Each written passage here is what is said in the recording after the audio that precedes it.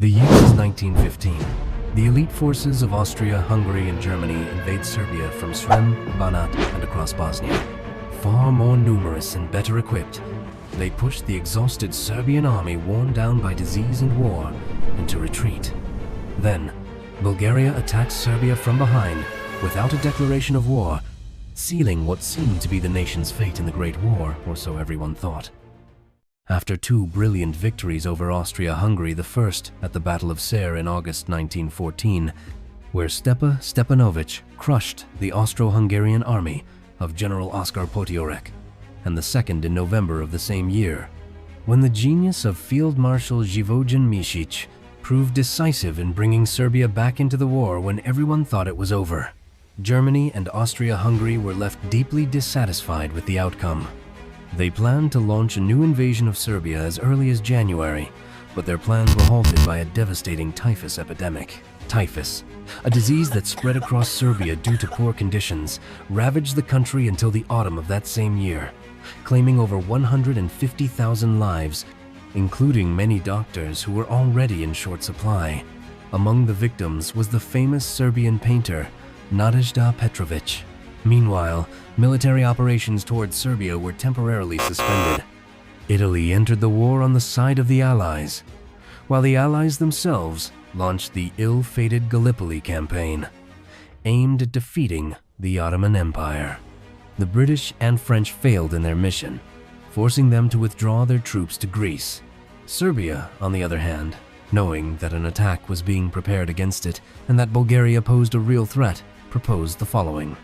Serbia, twice, on September 22 and 25, suggested that all the Allies declare war on Bulgaria, that Greece and Romania mobilize their forces, and that Russia send part of its troops down the Danube to assist Serbia. In addition, Serbia proposed that the Western Allies send 150,000 soldiers through Thessaloniki into Serbia to the Delchevo, Sarajevo, Selo, Kriva Palanka sector in order to launch an attack on Bulgaria. Serbia's proposals offered a sound solution for stabilizing the situation on the Balkan front. Most of these suggestions could have been implemented without major difficulties. However, the proposals were not accepted.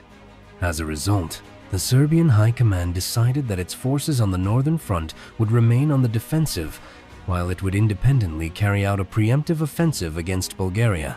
The Allies refused to approve such a preemptive strike, blocking it through strong demands directed at the Serbian government and Regent Alexander. This forced the High Command to create a new operational plan, entirely defensive in nature. However, none of this would come to pass. The forces of the Central Powers had already begun to gather along Serbia's borders, positioned as follows. In Srem in northeastern Bosnia assembled the Austro-Hungarian Third Army. In southern Banat, the German 11th Army. In western Bulgaria, the Bulgarian First Army, and further south, the Bulgarian Second Army.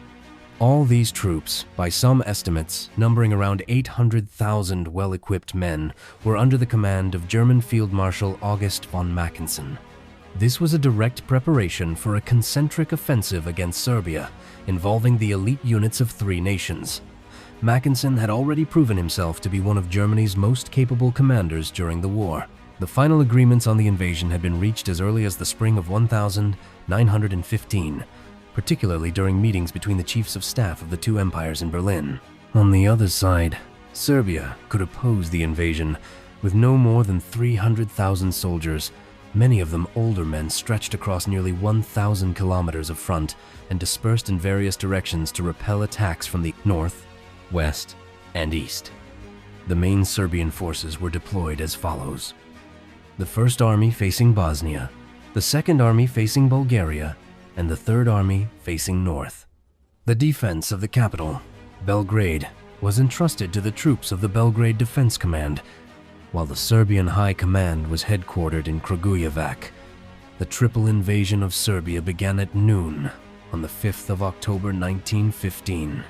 It started with a massive artillery bombardment of all calibers, from mountain guns to heavy siege artillery. A hurricane of fire struck the entire front from Orshova to Visegrad.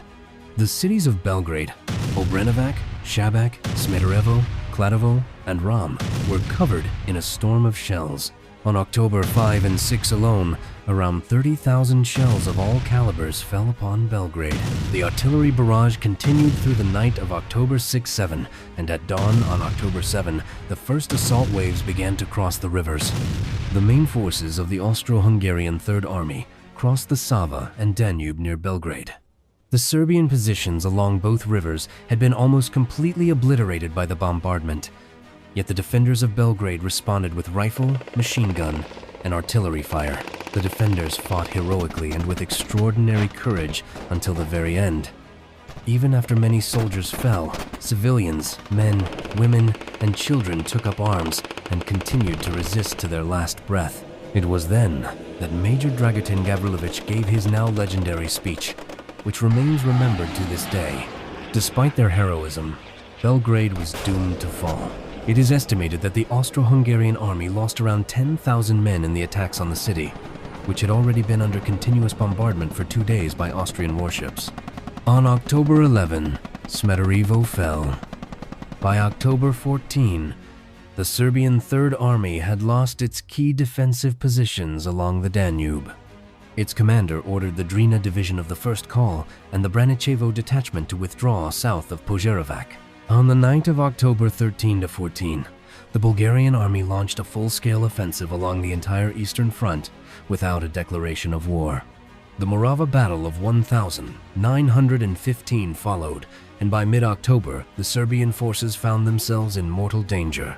The ailing and exhausted Field Marshal Radomir Putnik, realizing that Allied help would not arrive, issued on October 15 a directive for a gradual retreat of the northern front to the Belgrade-Lepenica line.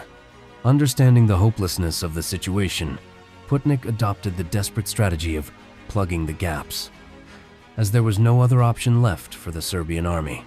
At the beginning of Mackensen's offensive, the Serbian army numbered around 250,000 men. By the time they reached Kosovo, their numbers had been drastically reduced.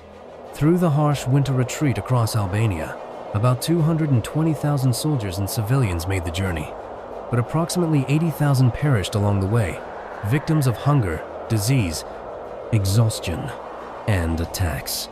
The Kingdom of Serbia and its entire army retreated toward Kosovo, where a crucial decision about their next move was to be made. Most commanders supported a withdrawal through the Albanian and Montenegrin mountains, which was considered the more realistic option, while some, according to sources including Živojin Mišić, advocated for one final offensive, similar to the Battle of Kolubara. However, the Serbian army was no longer capable of such an undertaking, so a rearguard defense was organized to allow the people and the army to begin their retreat through Albania and toward Greece. Using the last of its strength, the Serbian army struck back at the enemy on the Kosovo front to slow their advance and buy time for the withdrawal. One must not forget the heroic act of the Montenegrins and Serdar Janko Vukotic, who, on Christmas Day in 1916, held their positions at Moškovac to protect the retreating Serbian army, effectively saving it from being overtaken by the enemy.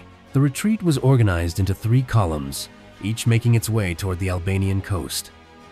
During this harrowing march through the frozen Albanian mountains in the dead of winter, countless Serbs perished. This tragic journey would forever remain in the nation's memory as the Albanian Golgotha.